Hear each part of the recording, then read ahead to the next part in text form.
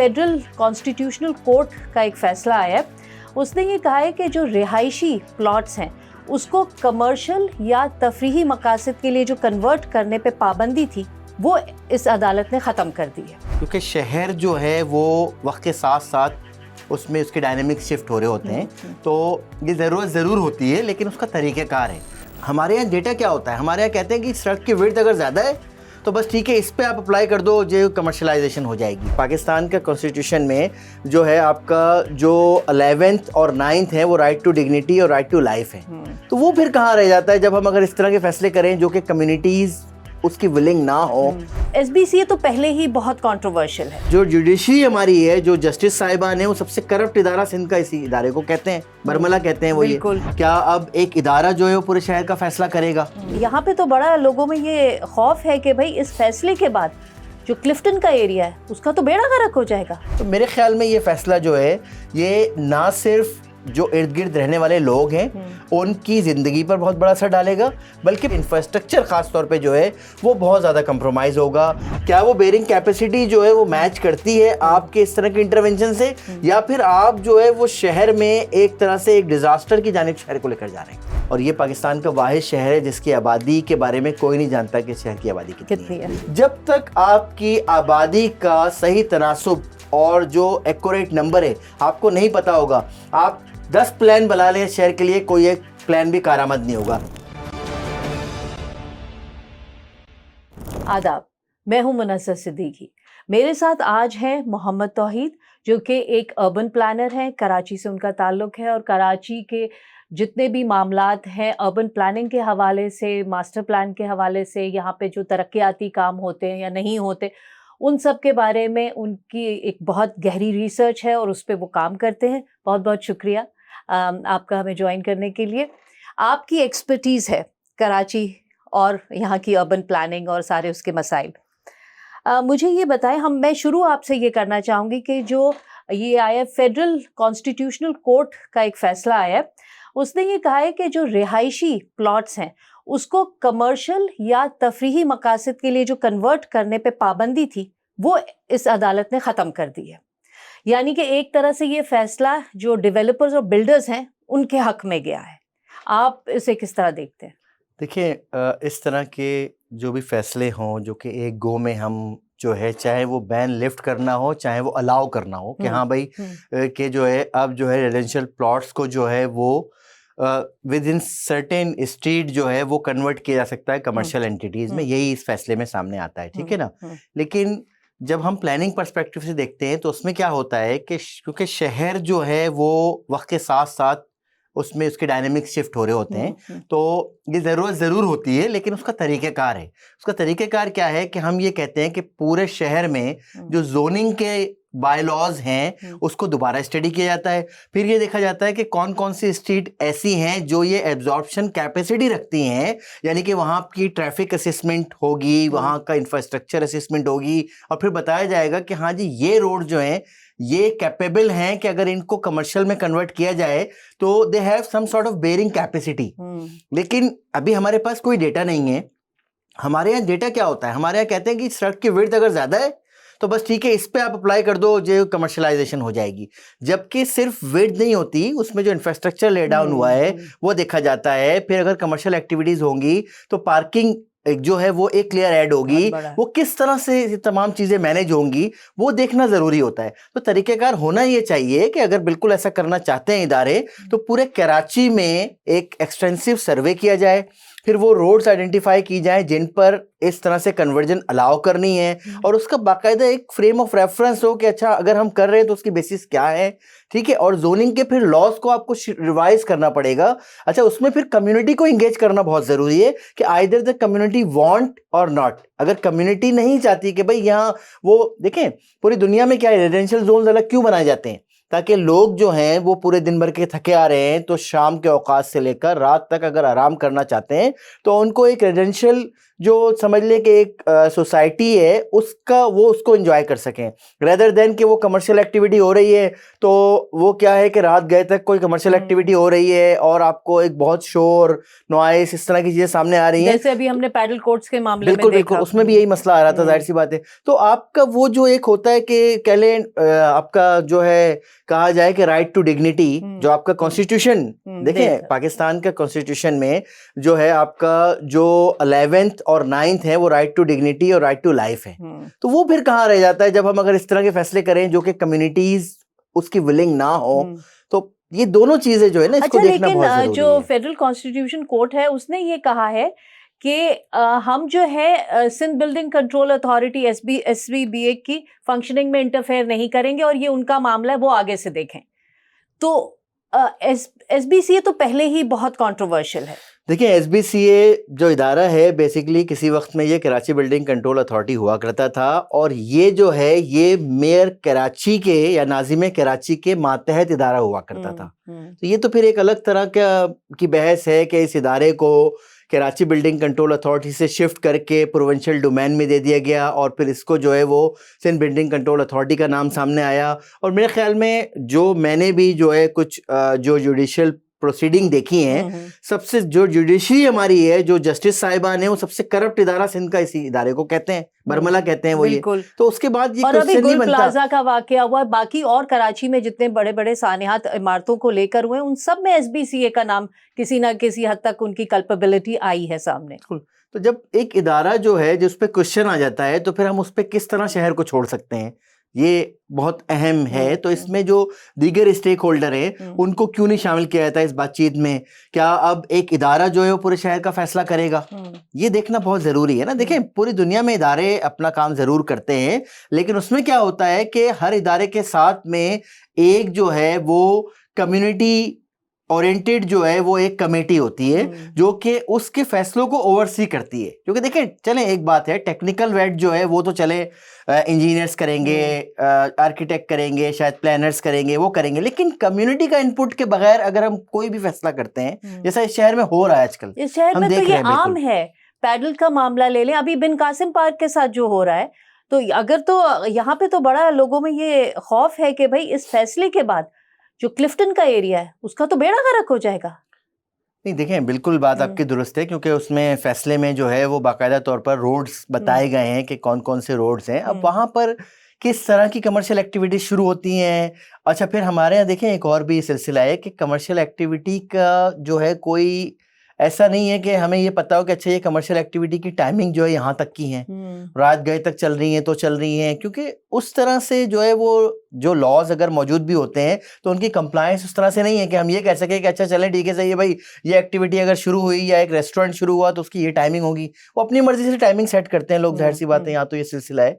तो मेरे ख्याल में ये फैसला जो है ये ना सिर्फ जो इर्द गिर्द रहने वाले लोग हैं उनकी जिंदगी पर बहुत बड़ा असर डालेगा, बल्कि पूरे शहर में जो है जहां जहां जिन रोड्स का ये तस्करा किया गया है वहां पे एक अलग तरह की लेयर ऐड हो जाएगी, जो कि इंफ्रास्ट्रक्चर खास तौर पे जो है वो बहुत ज्यादा कंप्रोमाइज होगा और कह लें एक कंजेशन हो गई, और लोग जो कम्यूट करते हैं वहां से उनके लिए मुख्तलिफ तरह की यानी कि प्रॉब्लम्स होंगी जिनको देखना बहुत जरूरी है इस स्टेज पर। अच्छा ये वैसे ये लोगों का ये कहना है कि ये जो फैसला आया है लोग इसको ये जो अपना ईरान जंग के तनाजुर में देख रहे हैं कि ईरान जंग की वजह से जो इन्वेस्टमेंट यहाँ से लोग या पाकिस्तानी या एक्सपैट पाकिस्तानी दुबई वगैरह में करते थे या करना चाह रहे थे, अब वहाँ नहीं है तो वो अब सारी यहाँ आएगी, तो इसलिए ये कमर्शियल इसमें उनको स्कोप ज्यादा दिया जा रहा है कि बिजनेस करने के लिए ये।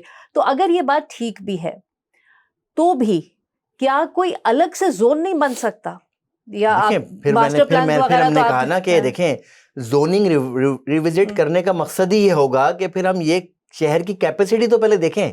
देखिए इस वक्त जो शहर में आम रेजिडेंशियल यानी कि सोसाइटीज के लिए, कम्युनिटीज के लिए इस शहर में रहना मुहाल है, क्योंकि आप घर से निकलते हैं आपको जो है वो सीवरेज का के पानी का सामना करना पड़ता है जो रोड पर मौजूद है, और बल्कि यूं कहा जाए कि रोड भी मौजूद नहीं है, उसकी जगह आपको जो है डर्ट ट्रैक मिलते हैं या पॉट होल मिलते हैं। तो पहले आप देखिए पूरी दुनिया में अगर ऐसी जो है वो मेजर्स दिए भी जाते हैं। तो मैंने कहा ना कि जब इसका सर्वे होगा तो पहले ये पता चलेगा कि एग्जिस्टिंग इंफ्रास्ट्रक्चर की बेयरिंग कैपेसिटी क्या है, क्या वो बेयरिंग कैपेसिटी जो है वो मैच करती है आपके इस तरह के इंटरवेंशन से, या फिर आप जो है वो शहर में एक तरह से एक डिजास्टर की जानिब शहर को लेकर जा रहे हैं। ठीक है। अच्छा, ये जो शहर है कराची, इसको मैनेज करने के हवाले से बार बार ये बात उठती है कि जो आपकी लोकल गवर्नमेंट है, जो मेयर का दफ्तर है और उससे लोकल सारी बॉडीज जो हैं उनको एम्पावर करने की ज़रूरत है।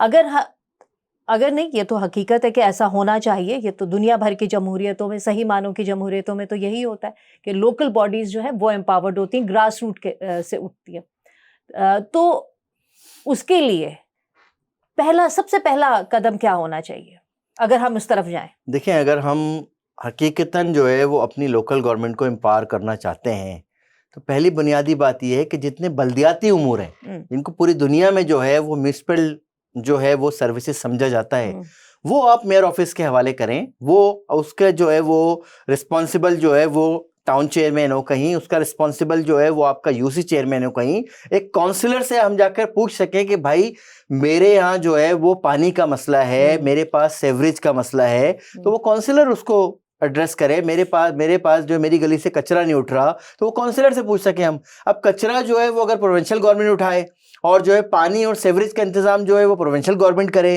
तो फिर मेयर ऑफिस का फायदा क्या है, या कह लें आपके इलाके में काउंसलर को मुंतखब करने का कोई फायदा नहीं बचता है। मेरा तो ये ख्याल है कि देखें, जो आपकी प्रोविंशियल गवर्नमेंट है, जो आपके MPs होते हैं, उनका काम है कानून साजी सूबाई सतह पर। अब कानून साजी तो वो करते नहीं है या उन्हें करने नहीं दी जाती, तो उन्होंने कहा चलो हम कचरा ही उठाएं। मतलब जो बेसिक काम है वो उन्होंने अपने जिम्मे ले लिए, या तो उसमें पैसा बहुत है, वरना और तो कोई समझ नहीं आती कि जो कानून साज क्यों चाहेगा कि हम जो बल्दियात का जो सबसे बेसिक काम है कचरा उठाना, सफाई करना, वो अपने जिम्मे क्यों लेगा, और वो क्यों काउंसलर्स या जो आपके यूसीज हैं उनके हवाले ये काम नहीं किया गया। ये तो एक बहुत बहुत बड़ा एक सवालिया निशान है। अच्छा, मेयर के पावर्स के ऊपर आते हैं। इस वक्त हमारे जो मेयर हैं उनके पास पावर है या नहीं है? लगता तो नहीं है। मेयर साहब के पास जो है वो इख्तियारात तकरीबन ना होने के बराबर है। मैं इसको इस तरह बताया तो मैं कुछ डिपार्टमेंट बताता हूँ कि कौन से हैं जो इस वक्त मेयर कराची के मातहत नहीं है, ठीक है।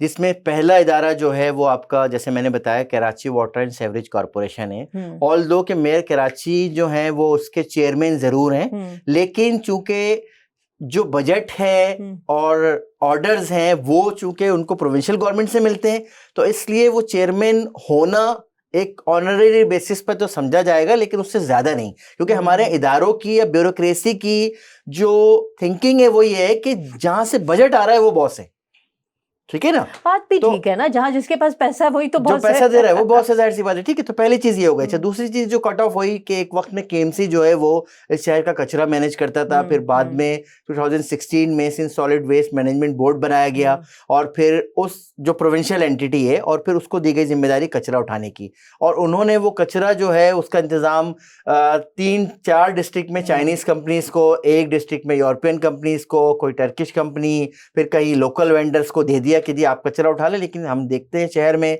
कचरा उठाने की सूरत-ए-हाल जो है वो काफी हद तक तकलीफदा भी है और बैकलॉग भी हमें नजर आता है, और कचरा जो है वो नदी नालों में और सड़कों के किनारे अक्सर नजर आता है। यानी वो अभी तक हम उसको जो है वो मैनेज नहीं कर सके। हम कहें जी हमारी एफिशिएंसी जो है वो चलें 70% हो चुकी है। मतलब आप सोचिए ना कि जो लोग अपना कचरा खुद नहीं उठा सकते, उसको आउटसोर्स किया हुआ है, वो आ गए हैं जी शहर चलाने के लिए। अच्छा, इसके साथ साथ फिर और मजीद आगे बढ़े तो जो बिल्डिंग कंट्रोल है, शहर का जो बिल्डिंग कंट्रोल है, बिल्डिंग बाय लॉज है, दीगर चीजें, वो जो है वो मेयर ऑफिस के मातहत होने चाहिए, ठीक है। लेकिन वो जो है वो एक अलहदा इदारा, पहले इदारा था कराची बिल्डिंग कंट्रोल अथॉरिटी, जो कि एक वक्त में नाज़िम कराची के मातहत हुआ करता था। फिर ये जो है वो फिर एक उस KBCA को कन्वर्ट किया गया सिंध बिल्डिंग कंट्रोल अथॉरिटी में, और उसको जो है वो एक प्रोविंशियल एंटिटी बना दिया गया, तो वो भी उनके हाथ में नहीं है इस वक्त, ठीक है। इसी तरीके से जो मास्टर प्लानिंग, शहर की मास्टर प्लानिंग जो है वो भी मेयर कराची ऑफिस के हाथ में नहीं है, वो जो है वो प्रोविंशियल गवर्नमेंट का डोमेन है, और वो मास्टर प्लानिंग जो है वो प्रोविंशियल गवर्नमेंट कर रही है, ठीक है। इसी तरीके से जो एक इदारा लैंड रजिस्ट्री एंड रेवेन्यू का इदारा, ठीक है ना, वो इदारा भी जो है वो बेसिकली जो है वो मेयर ऑफिस के हम्म। मातहत होना चाहिए, लेकिन वो उनके मेयर ऑफिस के और फिर फर्दर टीएमसीज के पास होना चाहिए, लेकिन वो उस तरह से नहीं है जिस तरह से दुनिया भर के शहरों में चीजें मैनेज की जाती हैं। तो जब ये 5-6 बड़े डोमेन जो एक्चुअल किसी भी शहर को एक सस्टेन करने के लिए, एक शहर को अच्छे अंदाज में मैनेज करने के लिए जरूरी होते हैं, वो जब मेयर साहब के पास नहीं है, बाकी फिर क्या रह जाता है जी? ग्रेवयार्ड चले उनके पास हैं, शहर के 45 पार्क्स हैं, कुछ प्ले ग्राउंड्स हैं, 106 रोड्स हैं, ठीक है ना, स्ट्रीट लाइटिंग है उन रोड्स की, फिर जो है 39 स्टॉर्म वाटर ड्रेन्स हैं, ये मौजूद जरूर है, ऐसा नहीं है कि, लेकिन वो जो फिर हमने कहा ना कि जिस आम आवाम का जिस चीजों से वास्ता पड़ता है, तो वहां पर आपका काउंसलर कहता है जी मेरे पास तो इसका इख्तियार ही नहीं है, जाहिर सी बात है, ठीक है ना। फिर वो आपका टाउन चेयरमैन, यूसी चेयरमैन कहता है कि मेरे पास इख्तियार नहीं है, क्योंकि हर यूसी चेयरमैन जो है वो सिटी काउंसिल का मेंबर होता है, केएमसी की काउंसिल का, ठीक है, और हर यूसी का वाइस चेयरमैन जो है वो टाउन चेयरमैन की काउंसिल का मेंबर होता है। तो ये एक आपस में एक ट्रायंगल, एक समझ लें एक कनेक्शन बनता है। तो इसमें जब तक आपके पास, मैंने कहा ना, जो बल्दियाती उमूर हैं वो या तो टीएमसी के पास हो, कुछ जो लोकल, बिल्कुल लोकल स्केल पर, और जो है कुछ चीजें बाकायदा तौर पर जो है मेयर ऑफिस से देखी जाए। केएमसी जो है बेहतर कचरा उठा सकता है शहर में, सही है ना, तो बिल्कुल टीएमसी को देना चाहिए। तो वो जाहिर सी बात है, जब कुछ चीजें केएमसी के हाथ में हो, कुछ चीजें टीएमसी के हाथ में हो, तो फिर जो है वो शहर आगे की तरफ चल सकता है। अच्छा, उसमें अकाउंटेबिलिटी भी बनती है। देखें, मेरे घर के बाहर अगर कचरा नहीं उठ रहा, तो मैं उस काउंसलर से जाके पूछ तो सकता हूँ, भाई ये क्या मसला है, ये कचरा क्यों इस तरह पड़ा हुआ है, या पानी नहीं आ रहा कुछ गलियों में, महल्लों में, तो वो कम से कम उससे जाके पूछ सकते हैं। वो आगे जो है वो डिपार्टमेंट को कंसर्न जो भी एक्शन है या जो उसके साथ रेलेवेंट है उससे पूछ सकता है, भाई ये क्या मामला है। अभी तो कोई किसी से पूछ ही नहीं सकता। वो चेयरमैन जो है, जो यूसी, देखिए यूसी चेयरमैन जो है वो हाथ पे हाथ रख के बैठा है। वो बहुत से बहुत यूसी चेयरमैन ये कर सकता है कि अगर कहीं कोई सीवरेज का मसला आ गया तो वो उनसे रिक्वेस्ट कर सकता है, ऑर्डर नहीं कर सकता ना। अभी वो रिक्वेस्ट कर सकता है कि भाई प्लीज यार ये देख लो, बड़ी मेहरबानी है, मेरी इज्जत जो है वो खतरे में, आप देख, मतलब इस तरह की चीजें। तो वो अवामी नुमाइंदा जो है वो किसी काम का नहीं रहा। बिल्कुल बिल्कुल। अच्छा, आपने अभी सड़कों की बात की कि जी मेयर के पास कुछ सड़कें भी हैं उनके पास, तो ये मुझे बता, अगर सड़कें हैं उनके पास, तो ये कोई एज एन अर्बन प्लानर इसमें कोई मनता के हम कराची में देखते हैं, जिस इलाके में सड़कें बनना शुरू होती हैं, चाहे उसकी रेनोवेशन हो या नए सिरे से जो भी है, सब एक साथ क्यों खोद देते हैं? पूरा गुलिस्तान जौहर खोदा हुआ है इस वक्त, पूरा सिद्दी मुस्लिम, दुनिया भर में जो हमने थोड़ा बहुत, मैं तो एक्सपर्ट नहीं हूँ, आप हैं लेकिन आप बेहतर बता सकते, हमने ही देखा है कि सड़क का कोई प्रोजेक्ट शुरू होता है, एक कोने से शुरू होता है, आहिस्ता आहिस्ता बनता जाता है ताकि आवाम को कम से कम तकलीफ हो। यहाँ पे पूरा सब कुछ खोद खाद के एक साथ रख देते हैं ताकि कोई निकलने का जगह ना बचे। आप इसमें टाइमलाइन को कंसीडर करें, हाँ, कि वो कौन से महीने होते हैं जब पूरे शहर में एक ही वक्त में, चाहे वो रोड्स की कारपेटिंग का काम हो, चाहे वो सेवरेज की लाइंस की जो रिपेयर करने का काम हो, या दीगर तरह के काम हो, वो एक खास महीनों में शुरू होते हैं। और वो महीने आपको मिलेंगे अप्रैल और मई। ये बजट की वजह से? जी बिल्कुल, क्योंकि वो पूरे साल जो बजट डिपार्टमेंट ने रखा हुआ है, अब उसको प्रोजेक्ट को जो है वो एक्टिव दिखाकर उसको कैरी फॉरवर्ड करवाना है कि जी वो अगले फिस्कल ईयर में वो पैसा जो है यहाँ से वहां शिफ्ट हो जाए, वरना वो फिर जो है वो अपने पेरेंट डिपार्टमेंट की तरफ वापस चला जाएगा। तो वो उसको समझ लें, उस बजट को जो है वो अपने पास रोकने का एक तरीका है। अच्छा, ये भी ख्याल नहीं किया जाता कि यार उससे आगे मानसून का सीजन है, मैं उधर ही आ रही, ठीक है ना। अब क्या होता क्या है, हम पिछले कोई 4 साल से 5 साल से तो हम इसको बहुत क्लोजली देख रहे हैं कि क्या होता है कि जी वो पूरे शहर में जो है वो एक डिगिंग हुई हुई है, और इस तरीके से एक क्योस सा क्रिएट हो गया, सब खोद के डाल दिया उन्होंने, ठीक है। अब क्या हुआ, क्योंकि जाहिर सी बात है ये प्रोजेक्ट 1 महीने के तो नहीं होते, ये तो ओवर द मंथ होते हैं कि भाई चले ठीक है 2 महीने 3 महीने, उसके फौरन बाद आपको जून जुलाई में अगर बारिश मिल गई तो जनाब वो सड़कें भर गई, अब या कह लें वो गड्ढे भर गए। अब बेचारे लोगों को नहीं पता कि आगे जो है वो गड्ढा था है या नहीं है। फिर वो हम देखते हैं कि वो एक अलग तरह से एक्सीडेंट, कैजुअलिटीज जो है हमारे सामने आती हैं।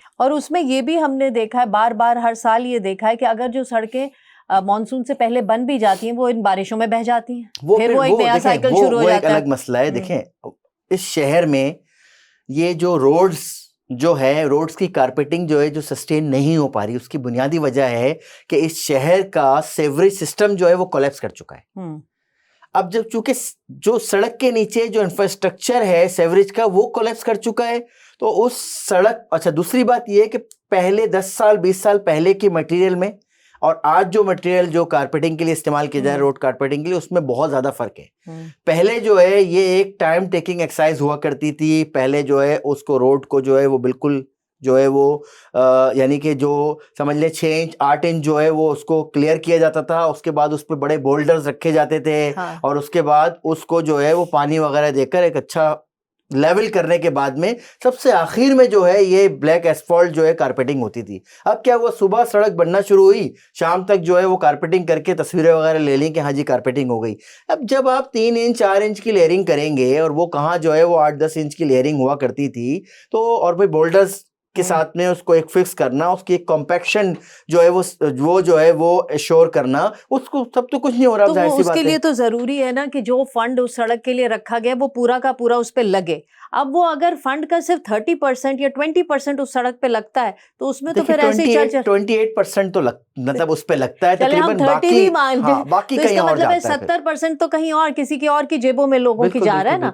तो यानी कि करप्शन की नजर हो रहा है बेसिक। अच्छा, अब ये ऐसा है कि इस सूरत हाल में मौसम को तो कंट्रोल नहीं कर सकते, मानसून को तो हम आगे पीछे नहीं कर सकते, तो अब ये हुकूमत पाकिस्तान से कराची के लिए दरख्वास्त की जाए कि भाई जो आप बजट है वो थोड़ा आगे पीछे कर लें ताकि हमारा कुछ सुकून हो जाए, सर्दियों में ले आए बजट ताकि जो अच्छा हाँ ये वाली बात कि वो फिस्कल ईयर अब ये शिफ्ट नहीं कर सकते। दूसरी बात जो आपने बजट की बात की ना, देखें बजट की एलोकेशन जो कराची के लिए होती है वो इस शहर की आबादी की बुनियाद पर होती है।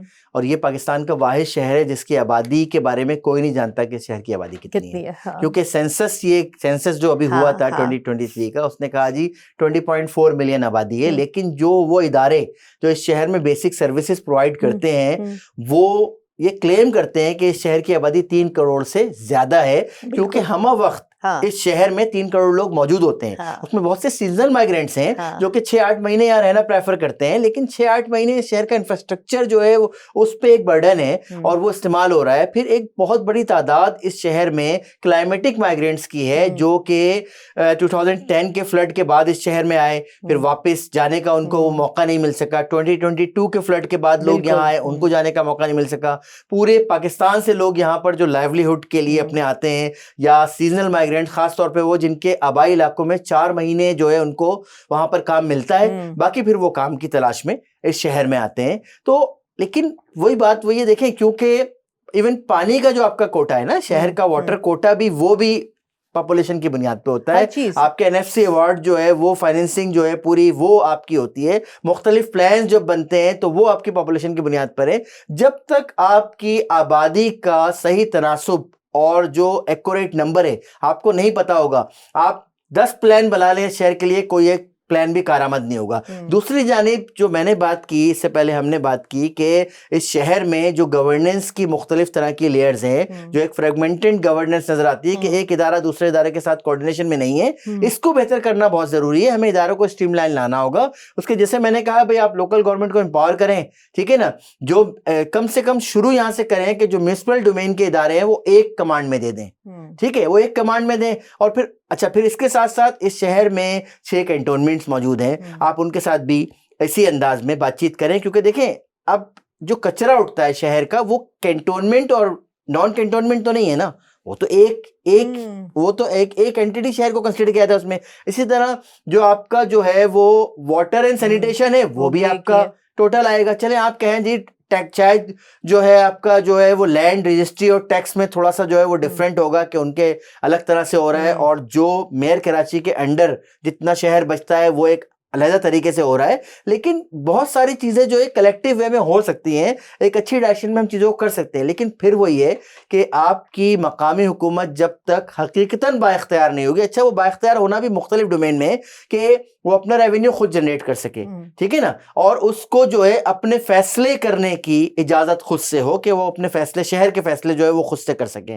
तो कम से कम ये 2 चीजें हो, तो फिर उसके बाद में हम कहेंगे कि हाँ जी आर्टिकल 140A जो है वो अब अपनी एक्चुअल उसमें आ गया, जो आपकी डेवोल्यूशन जो है वो ऑफ पावर जो है वो हो गई। तो उसमें क्या होगा कि आपका यूसी चेयरमैन भी के पास भी इख्तियार होगा, आपका टाउन चेयरमैन के पास भी इख्तियार होगा, आपका इदारा जो है KMC वो भी जो है वो स्ट्रेंथन होगा, और शहर जो है वो आगे की सिमत में चल सकता है। बिल्कुल।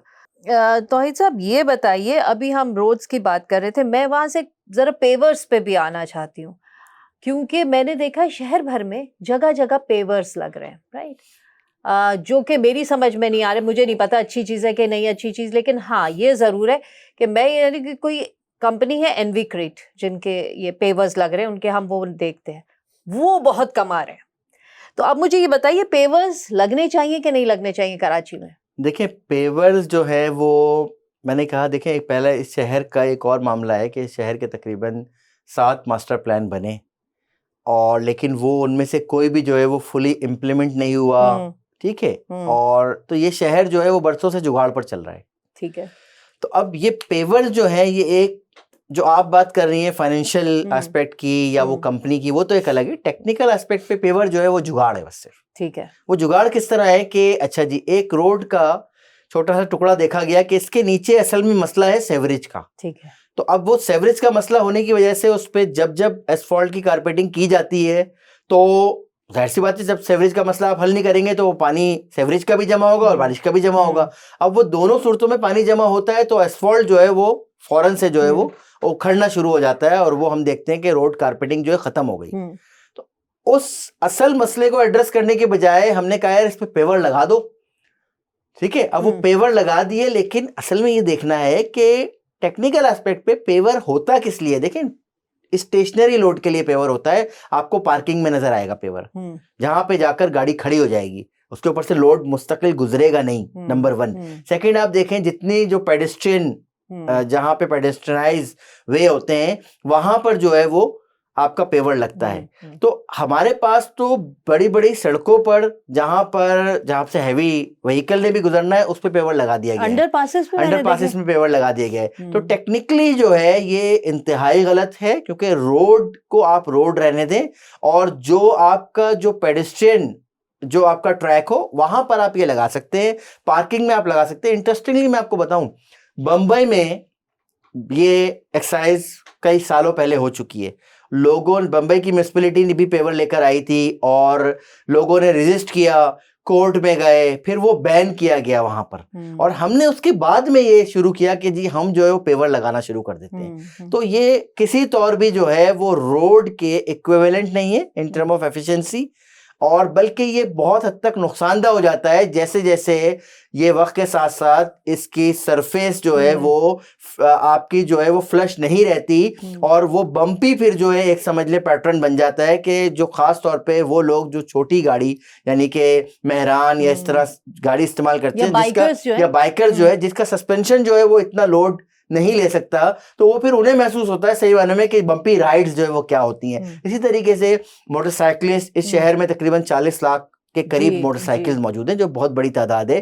अब वो लोग जो है वो अपनी फैमिली को लेकर सफर कर रहे हैं, उसमें ओल्ड एज लोग हैं, उनके मसले हैं, प्रेग्नेंट वुमेन हैं, उनको लेकर ट्रैवल करने पर लोग मजबूर हैं, क्योंकि हमने शहर को जो है पब्लिक ट्रांसपोर्ट तो नहीं दिया ना, ऐसा पब्लिक ट्रांसपोर्ट दिया हो कि हम कह सके भाई आप क्यों मोटरसाइकिल पे जा रहे हैं, आपके पास इतनी अच्छी पब्लिक ट्रांसपोर्ट मौजूद है। एंड टू एंड तो है नहीं हमारे पास, लास्ट माइल कनेक्टिविटी का तस्वुर नहीं है। अब वो अगर जो इस वक्त BRTs बन रही हैं, जो इस वक्त आपके पास पीपल्स बस सर्विस है, दीगर है, उसका क्या तरीका है कि एक शख्स जो है वो घर से निकलकर चिंगची में लटका कर जो है वो BRT के स्टेशन पर पहुंचेगा, और वहां पर जो है वो AC और AI को एंजॉय करेगा। वो क्या एंजॉय करेगा, फिर जहां उतरेगा वहां से आगे जाने के लिए दोबारा चिंगची में बैठ रहा है, तो वो एक सस्टेनेबल मॉडल नहीं है हमारे पास। दूसरी बात ये कि देखें पूरी दुनिया भर में क्या होता है कि पहले आप जो है वो एट ग्रेड बसेस का पूरा एक नेटवर्क बनाते हैं, उसके बाद नेक्स्ट स्टेप होता है BRT to connect for the long term destinations.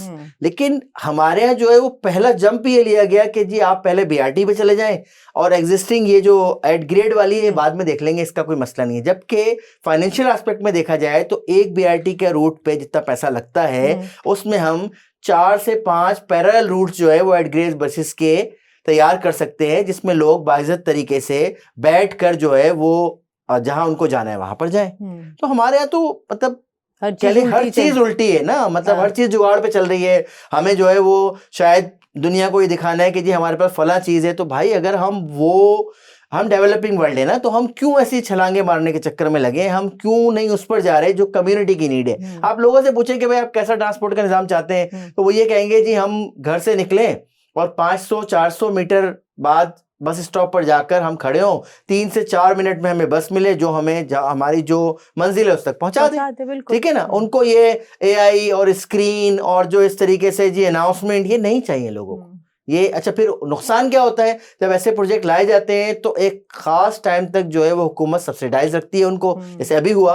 अब वो जब वो किराए बढ़ते हैं अचानक से, जाहिर सी बात है क्योंकि एक्चुअल कॉस्ट पे कहीं ना कहीं तो जाएंगे ना, आपको आपको कॉस्ट निकालनी है, तो अब क्या होता है वो किराए यकमुश जो है वो डबल हो जाते हैं। अब वो लोगों की जो है वो कैपेसिटी जो है वो खत्म हो जाती है कि वो किस तरीके से जो है वो उस सर्विस को इस्तेमाल करें। और वो पेट्रोल अभी बढ़ा तो फिर किराए बढ़ा दिए, तो वो भी एक हुआ ना कि आपका ग्लोबल इम्पैक्ट भी आता है आपके रीजनल उस पे।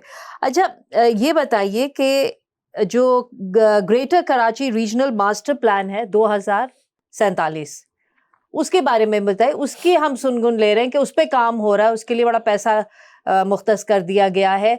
तो मास्टर प्लान तो कराची के पहले भी 2-4 पड़े हैं, उन पे क्या हुआ, हो चुका काम, कंप्लीट हो गया? देखें, पहली बात तो ये है कि बिल्कुल ग्रेटर कराची रीजनल प्लान 2047 जो है वो इन प्रोग्रेस है, इस वक्त वो बनने के मराहिल में है। लेकिन बुनियादी बात मैं आपको बताऊं, जब तक आप ये गवर्नेंस का जो आपका एक पूरा एक मॉडल है ना, इसको बेहतर नहीं करते, और दूसरा ये कि शहर की एक्चुअल जो आबादी है उसको आप जो एडमिट नहीं करते कि भाई ये कितनी है, तब तक आप, फिर मैं कहूंगा कोई मास्टर प्लान आप ले आए वो मास्टर प्लान फेल ही होगा, कामयाब नहीं हो सकता।